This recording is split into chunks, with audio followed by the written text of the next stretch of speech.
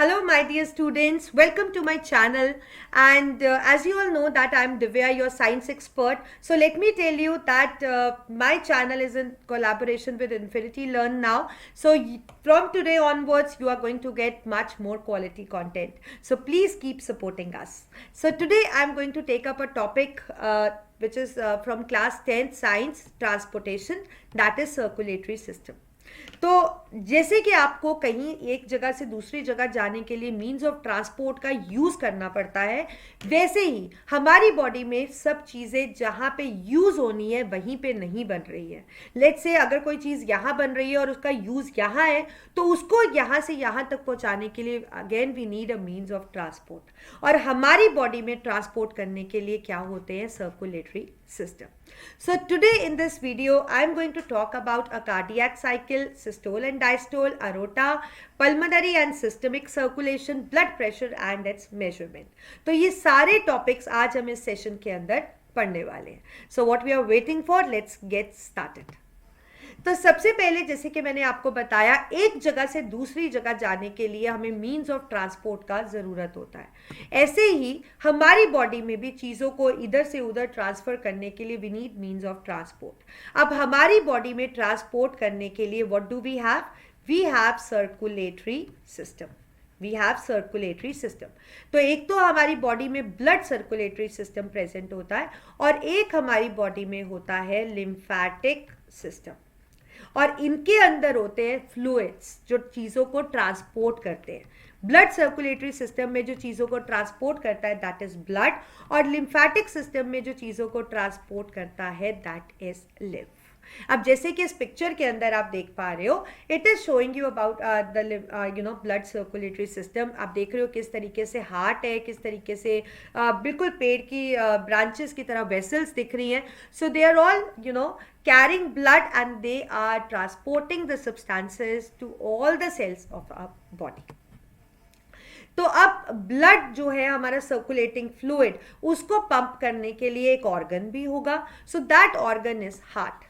सो heart इस तरीके से दिखता है. It is muscular walled pumping organ जिसका काम है ब्लड को सारे बॉडी पार्ट्स में भेजना, क्योंकि हार्ट बहुत प्रेशर से ब्लड को पंप करता है ताकि उतने प्रेशर से ब्लड हमारे हर बॉडी पार्ट में पहुंच पाए और हर सेल को चीज़ों का सप्लाई दे पाए. अब ब्लड वेसल्स की हम बात कर लेते हैं.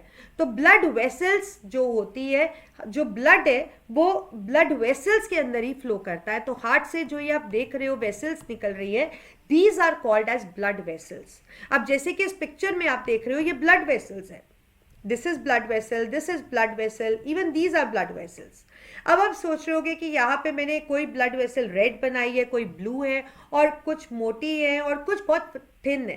तो let me tell you, yes you are right, हमारी बॉडी में 3 तरह का ब्लड वेसल्स होती है जो ब्लड सर्कुलेटरी सिस्टम के साथ एसोसिएटेड है, जो ब्लड को कैरी करती हैं, आर्टरीज, वेन्स एंड कैपिलरीज. तो ये red one indicates the arteries. Arteries red इसलिए बनाई गई हैं बिकॉज इनका काम है प्योर ब्लड को कैरी करना. ठीक है, प्योर ब्लड मतलब ऑक्सीजनेटेड ब्लड जिसमें ऑक्सीजन का कंटेंट ज़्यादा है और कार्बन डाइऑक्साइड का कंटेंट कम है. और ये जो ब्लू वाली वेसल मैंने आपको दिखाई है that is when. It carries impure blood, means it carries deoxygenated blood. एक ऐसा ब्लड जिसमें ऑक्सीजन का कंटेंट कम है लेकिन कार्बन डाइऑक्साइड का कंटेंट ज़्यादा है. तो हमारी बॉडी में प्योर ब्लड भी होता है, इम्प्योर ब्लड भी होता है, और वेसल्स उनके लिए बनाई गई है तो अलग अलग, ताकि वो ब्लड मिक्स ना हो.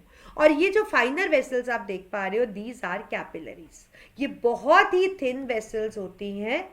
ठीक है, क्योंकि अगर कोई भी चीज़ ब्लड के अंदर जानी है या ब्लड से बाहर आनी है, चाहे कोई न्यूट्रिएंट्स है, चाहे कोई गैसेस है, चाहे कोई हार्मोन्स है, वो कैपिलरीज के थ्रू ही अंदर बाहर आ जा सकती है. इसीलिए कैपिलरीज बहुत ही ज़्यादा थिन वॉल्ड होती है. I hope you got it. और आर्टरीज काफ़ी थिक वॉल्ड होती है क्योंकि आर्टरीज ने जो ब्लड कैरी करना उनमें काफ़ी ज़्यादा प्रेशर होता है. And veins comparatively thin walled होती है, मतलब कैपिलरीज के अकॉर्डिंग तो थिक है बट वैसे थिन वॉल्ड होती है क्योंकि कैपिलरीज तो बहुत ही ज़्यादा थिन वॉल्ड है. अब इस पिक्चर में आपको मैंने एक वेसल शो की है. क्या आप मुझे बता सकते हो ये कौन सी वेसल है? I am giving you a hint, it is an artery, but इस आर्टरी का एक स्पेशल नाम है.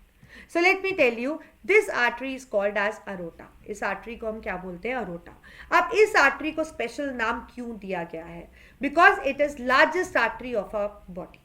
जो हार्ट से इमीडिएट प्योर ब्लड लेकर आ रही है artery, that is aorta, right. और फिर आगे वो अरोटा ब्रांचेस में डिवाइड हो जाती है.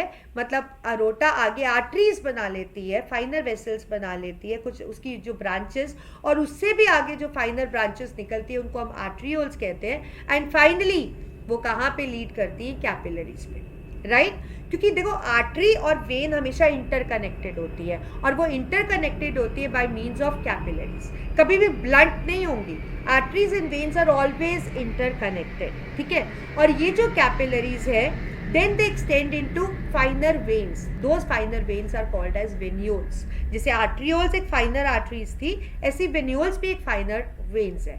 देन स्मॉलर वेन्स, और फिर वो भी बड़ी वेन्स बनाएंगी जो हार्ट के अंदर इम्प्योर ब्लड डालेंगी, जैसे कि आप देख रहे हो. और जैसे अरोटा आपकी लार्जेस्ट आर्टरी होती है, वैसे ही जो बड़ी वेन्स होती है हमारी बॉडी में, उनका नाम है सुपीरियर वेना केवा. आप नोट कर लो प्लीज. और एक इंफीरियर वेना केवा. जो सुपीरियर वेना केवा है वो इम्प्योर ब्लड लेकर आती है upper part of the body से, और जो इंफीरियर वेना केवा है वो इम्प्योर ब्लड लेकर आती है lower part of the body से, राइट. तो like aorta they are also bigger in size but not that much big. So aorta divides into arteries, which further divides into arterioles, and finally they end up into the capillaries, through which the substances can be exchanged. Then capillaries, they form venules, smaller veins, and then you get the bigger veins. That is the superior vena cava and inferior vena cava. So please practice it, practice, because practice makes you perfect.